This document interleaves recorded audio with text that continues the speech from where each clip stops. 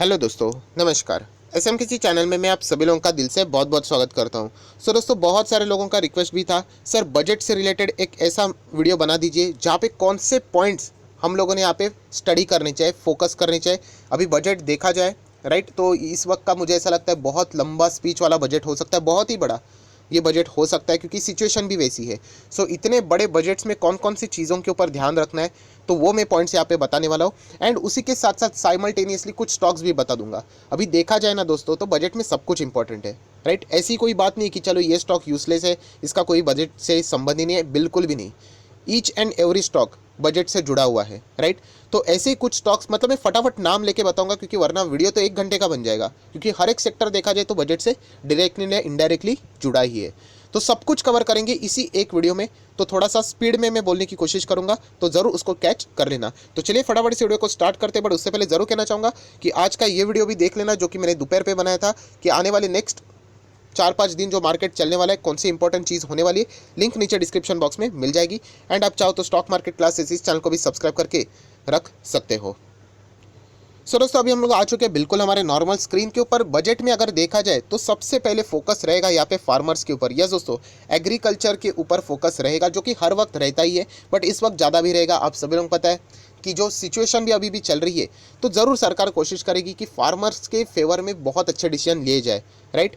उनकी अगर हम लोग बात करें, यहाँ पे जो इनकम है वो भी डबल करने की भी यहाँ पे बात हो सकती है।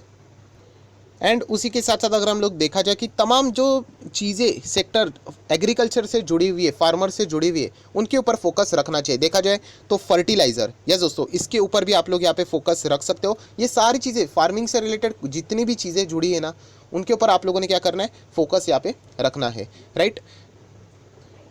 तो जैसे मैंने कहा कि अभी एग्रीकल्चर के स्टॉक्स ऐसे इंडिविजुअली कोई है ही नहीं। मतलब अगर आप देखा जाए तो इतने बड़े बड़े स्टॉक्स है। फर्टिलाइज़र की बात करें, केमिकल्स की बात करें, तो ऐसे बहुत सारे स्टॉक्स है। जैसे कि अगर मैं एक एग्जांपल ले लूँ, मतलब आपको बताने के लिए कि अभी एस्कॉर्ट जैसी कंपनी, राइट, अभी एस्कॉर्ट जैसी कंपनी क्या है, ये ट्रैक्टर से जुड़ी हुई कंपनी फेमस है। अभी देखा जाए तो ये भी एग्रीकल्चर से जुड़ी है, तो इनके लिए भी कुछ ना कुछ प्रावधान ज़रूर हो सकता है, राइट। उसी के साथ साथ पीआई इंडस्ट्री है, केमिकल सेक्टर की जुड़ी हुई कंपनी है। दीपक फर्टिलाइज़र है, राइट। ऐसे बहुत सारे कंपनीज है जिसके ऊपर आप लोगों ने क्या करना है, फोकस यहाँ पे ज़रूर रखना है। ये तो हो गया पहला। देन अगर हम लोग बात करें सबसे important health care sector, yes दोस्तों, इसके ऊपर बहुत ज़्यादा फोकस रह सकता है। एंड जैसे मैंने आपको बताया कि यहाँ पे डबल भी जो पहले का जो खर्चा सब कुछ इसके ऊपर हुआ करता था, हम लोग अगर टोटल जीडीपी के हिसाब से अगर हम लोग बात करें परसेंट वाइज, वो डबल करने की भी बातें यहाँ पे ऑलरेडी हो चुकी है। यही देखना है कि हेल्थ केयर से रिलेटेड अभी क्या क्या और चीज़ें यहाँ पे अनाउंस होती है, राइट। तो हेल्थ केयर से अभी जुड़ा हुआ क्या क्या है, हॉस्पिटल वाले स्टॉक्स रहेंगे, राइट। उसी के साथ साथ इंश्योरेंस भी हेल्थ केयर सेक्टर उसी में ही मतलब हम लोग को देखने को मिलता है। इंश्योरेंस मतलब एचडीएफसी लाइफ है, एसबीआई लाइफ है, आईसीआईसी प्रूडेंशियल लाइफ है, राइट। जितने ये लाइफ इंश्योरेंस से जुड़ी हुई कंपनी है, उनको आप लोग फोकस में रख सकते हो। हॉस्पिटल की जैसे मैंने बात की, फोर्टिस के ऊपर फोकस रख सकते हो, अपोलो हॉस्पिटल के ऊपर फोकस रख सकते हो, राइट। तो ये सारे सेक्टर आप लोगों ने क्या करना है, फोकस में रखना है। हेल्थ केयर की बात मतलब फार्मा भी उसी में आ गया, तो तमाम फार्मा कंपनीज के ऊपर भी आप लोगों ने फोकस यहाँ पे ज़रूर रखना चाहिए। हेल्थ केयर सेक्टर इसके ऊपर, मतलब मैं आपको जैसे मैंने बताया कि सारे सेक्टर इंपॉर्टेंट है, बट लीडिंग में कौन कौन से रहेंगे, सबसे ज़्यादा टाइम किसको मिलता है, वो भी हम लोग यहाँ पे बताने की कोशिश कर रहे हैं। हेल्थ केयर के ऊपर आपका फोकस रहना चाहिए। देन अगर हम लोग यहाँ पे बात करें इंफ्रास्ट्रक्चर, यस दोस्तों, इंफ्रास्ट्रक्चर के ऊपर तो मतलब हम लोग कह सकते हैं बहुत ही ज़्यादा यहाँ पे फोकस देने की ज़रूरत है, क्योंकि ये स्ट्रगलिंग सेक्टर में आता है बहुत ही ज़्यादा। पहले से ही, मतलब कोविड नहीं भी था ना, तो वहाँ पे भी जाके देख लेना, इंफ्रा कि जितने भी जो स्टॉक्स है, कंपनीज है ना, स्ट्रगल ही कर रहे हैं। एंड ये जो कोविड लॉकडाउन ने तो उनकी कमर ही तोड़ दी है। इंफ्रास्ट्रक्चर के ऊपर तो मतलब बहुत ज़्यादा उम्मीदें लगा के बैठे कि कुछ ना कुछ अच्छा बातें ज़रूर सुनने को देखने को मिलेगी। इंफ्रास्ट्रक्चर के ऊपर फोकस रखना है। आप देख सकते हैं मेरा 2 साल की ये जर्नी है स्टॉक मार्केट के इस चैनल की, उससे भी ज़्यादा इंफ्रास्ट्रक्चर से रिलेटेड मैं ज़्यादा स्टॉक आपको नहीं बताता हूँ, राइट। स्टडी भी नहीं करता हूँ मैं। स्टडी करने की प्रॉब्लम कुछ नहीं, बट बहुत सारे लोग आज भी मेरे चैनल को एज अ रिकमेंडेशन पिक कर लेते हैं, राइट। तो यही कहना चाहूँगा कि इंफ्रास्ट्रक्चर से रिलेटेड थोड़ा दूर रहने में ही भलाई होती है। एंड इन द केस अगर आपको कोई स्टॉक पकड़ना ही है तो लीडर पकड़ लीजिए, राइट। कोई मिड कैप स्मॉल कैप में अगर आप गए इसमें, तो बहुत ही दिक्कतें आपको फ्यूचर में हो सकती है। तो इंफ्रास्ट्रक्चर से रिलेटेड क्या कमेंट्री रहती है, अनाउंसमेंट रहती है, वो हम लोग को यहाँ पे ज़रूर देखनी है। देन एमएसएमई, यस दोस्तों, एमएसएमई के लिए यहाँ पे कुछ ना कुछ खास यहाँ पे रह सकता है micro small and medium enterprises के लिए, तो इसके ऊपर भी आप लोगों ने फोकस ज़रूर रखना है। देन अगर मैं बात करूँ रूरल इकोनॉमी के लिए, यस दोस्तों, रूरल इकोनॉमी के लिए भी यहाँ पे बहुत ही ज़्यादा मतलब ये सारे पॉइंट्स बहुत ज़्यादा हम कह सकते हैं एडवांस स्टेज में यहाँ पे रहेंगे, इसके चलते ज़्यादा बातें यहाँ पे होंगी, ये मैं आपको यहाँ पे बताने की कोशिश कर रहा हूँ।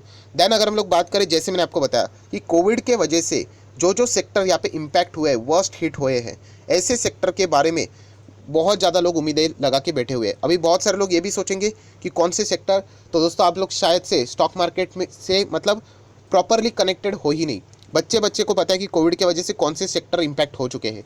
फॉर एग्जांपल मैं अगर आपको बोलता हूँ हॉस्पिटैलिटी मतलब रेस्टोरेंट्स, होटल, मैं अगर आपको एग्जांपल दूँ, ओबेरॉय रियल्टी का हम लोगों ने रिजल्ट देख लिया था, बहुत ही शानदार उनका रियल इस्टेट का बिजनेस चला है, बहुत ही शानदार। बट वहीं पे अगर आप लोग होटल इंडस्ट्री का बिजनेस देखोगे, 1/3 डाउन हुआ है। सो यही सेक्टर स्ट्रगल कर रहे हैं। उसी के साथ साथ मीडिया सेक्टर देख लेना, पीवीआर, थिएटर्स, मतलब आइनॉक्स, कोई है ही नहीं, मतलब बहुत ही कम रेवेन्यू जनरेट होता है। एविएशन सेक्टर देख लेना, बहुत ही हालत उनकी ख़राब है।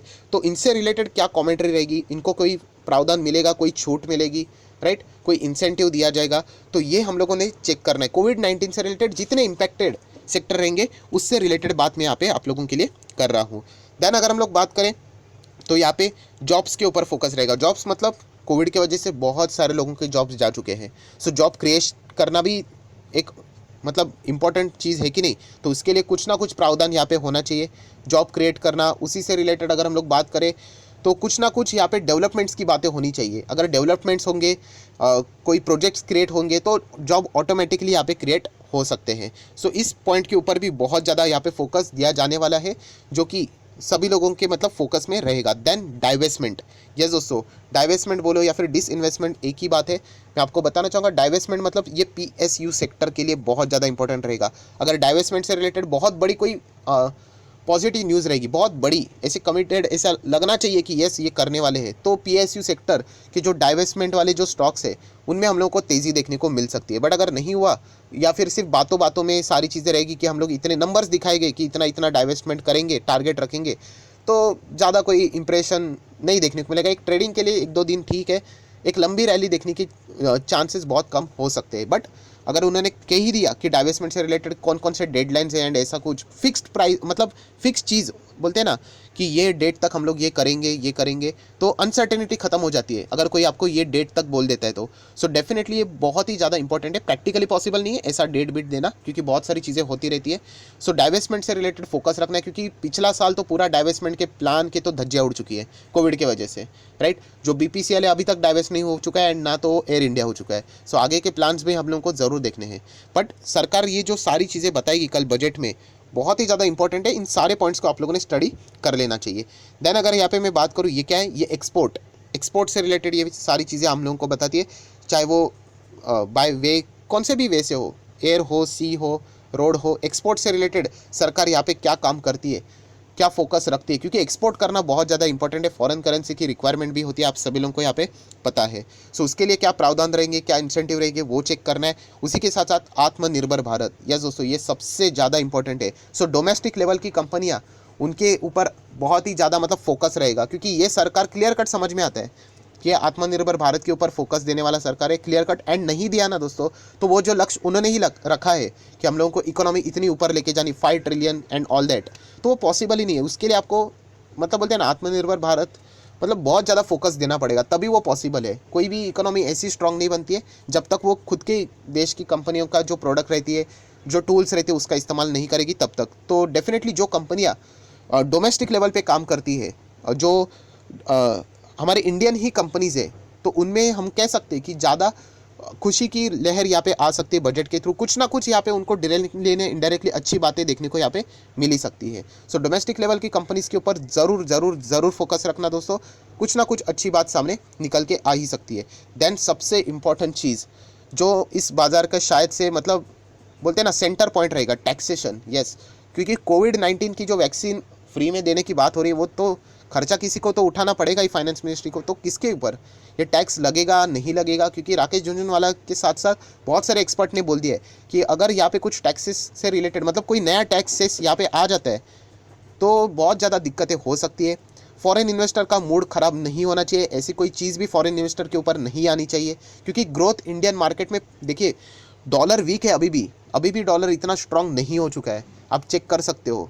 तो यहाँ पे जो पैसा है विदेश की बाज़ारों में ज़्यादा जा रहा है, आप देख सकते हो, एंड उसमें इमर्जिंग मार्केट में इंडिया नंबर 1 पे है। सो एक ग्रोथ कंटिन्यू रहनी चाहिए, एंड ये ग्रोथ कंटिन्यू रहने के लिए जो अभी तक की जो प्रावधानी चल रही है उसमें कोई ऐसी पॉइंट्स नहीं ऐड करना चाहिए जो कि हम लोगों को ही नुकसान कर दे, राइट। तो एक ग्रोथ एक बार हो जाए उसके बाद आप टैक्सेस लगा दोगे तो सब कुछ ठीक रहेगा, बट अभी ये जो ग्रोथ है वरना रुक जाएगी। ये अगर बजट नहीं होता ना दोस्तों, ये मार्केट ऐसे रैली वाला था, भागता ही रहता है भागता ही रहता है भागता ही रहता है। ये बीच में अभी बजट आ गया तो अभी देखना पड़ेगा, एंड कुछ इंटरनेशनल चीज़ें भी हो चुकी है। तो ये टैक्सेस का पॉइंट है, ये सेंटर पॉइंट रहेगा, राइट।